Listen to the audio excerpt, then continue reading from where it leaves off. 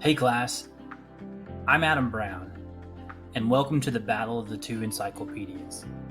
During this presentation, I will examine two historical encyclopedias through how they incorporated history into their publications, what was the scope of that specific encyclopedia, the classification system used to summarize the entries within those encyclopedias, how did those specific encyclopedias fare in terms of production size, and who their audience was. Additionally, I will make sure to include any controversies or documented biases the publishers may have had at the time. Let's get started. First up, Denis Diderot's Encyclopédie. Encyclopédie was a general encyclopedia published in France beginning in 1751. Its origin story actually began in 1745 with a man named André Le Breton, whom hired Diderot along with Jean Le Rond d'Alembert. There were others that were brought on to assist with the production, yet these were the only two men that remained.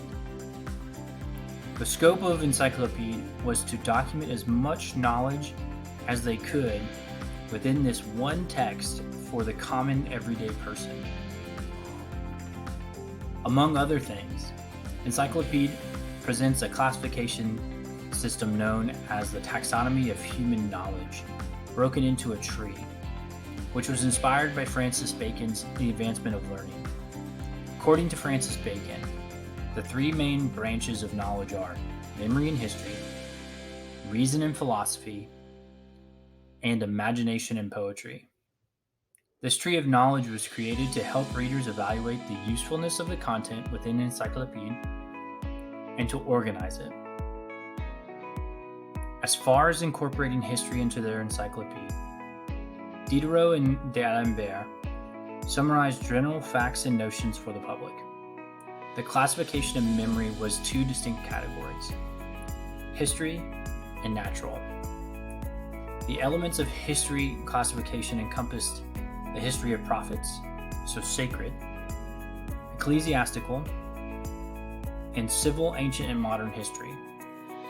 However, the Encyclopédie encompassed much more than a historical remembered past. It did include natural history, which extended to applied sciences and technology.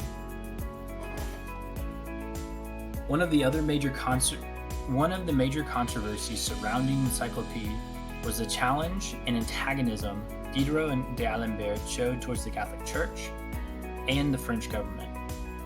One of the ways the editors attempted to do this was to locate religion within a system of reason and philosophy.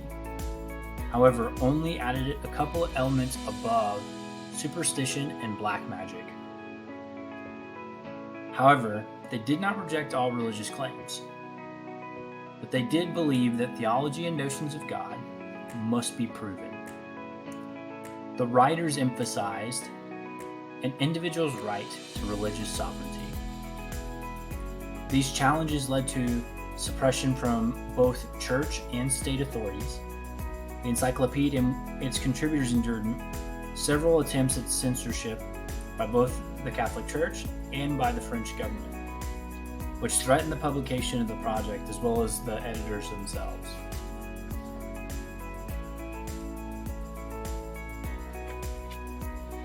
However, they did adopt a mixed method of positive and negative contributions to present a more balanced publication to avoid censorship. And from 1751 to 1765, there were 17 volumes of articles issued, 11 volumes of illustrations issued.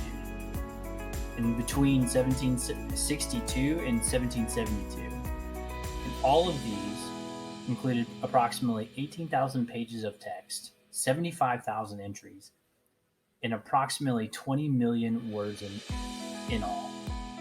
And there were a total of 4,250 copies printed. Now in the other corner, we have Britannica Encyclopedia. This specific encyclopedia is the longest standing encyclopedia in modern history, with the first edition of this encyclopedia coming to production in 1771 through the Scottish printers Colin McFarquhar and Andrew Bell. And it began as a conservative reaction to Diderot's Encyclopédie in France. Now, the key idea that set Britannica apart was to group related topics together into longer essays. Then they were organized alphabetically. Now, previously, English encyclopedias had generally listed related terms separately in their alphabetical order, rather like a modern technical dictionary, an approach that Britannica's management derided as dismembering the sciences. It wasn't until in 1776 that the editions of history and biography articles were actually included into Britannica Encyclopedia. Unlike Diderot's Encyclopedia, there was little to no controversies linked to the early Britannica encyclopedias, other than a few errors that were found in print caused by the lack of including a few characters onto the actual bronze plates that were used in the printing press. The audience for Britannica Encyclopedia grew from a small-scale society of gentlemen in Scotland who had subscribed to this small encyclopedia, which had been broken out into about 100 parts called numbers, which were the equivalent to thick pamphlets, which were later bound into 3 volumes, which now today feature audiences across the globe. Which brings us to Britannica today. Britannica issued a global edition starting in 2009, and it contained 30 volumes and approximately 18,251 pages, with about 8,500 photos, maps, flags, and illustrations into smaller compact volumes made for easy access. It contained over 40,000 articles written by scholars from across the world, to include Nobel Prize winning scientists and authors. However, in 2011, Britannica Encyclopedia transferred all of its publication online and stopped mass print publications.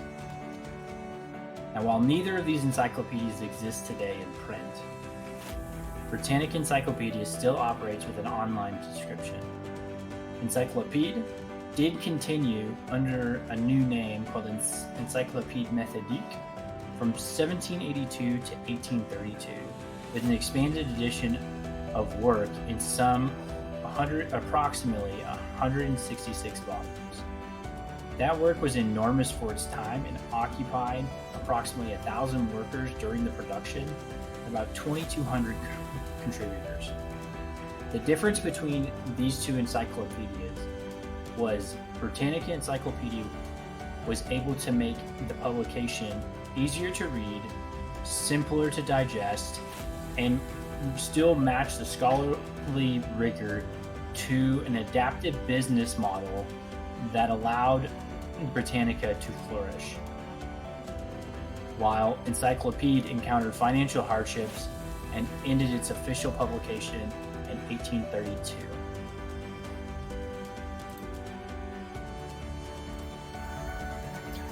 The nature of encyclopedia publication has changed drastically since the 18th century.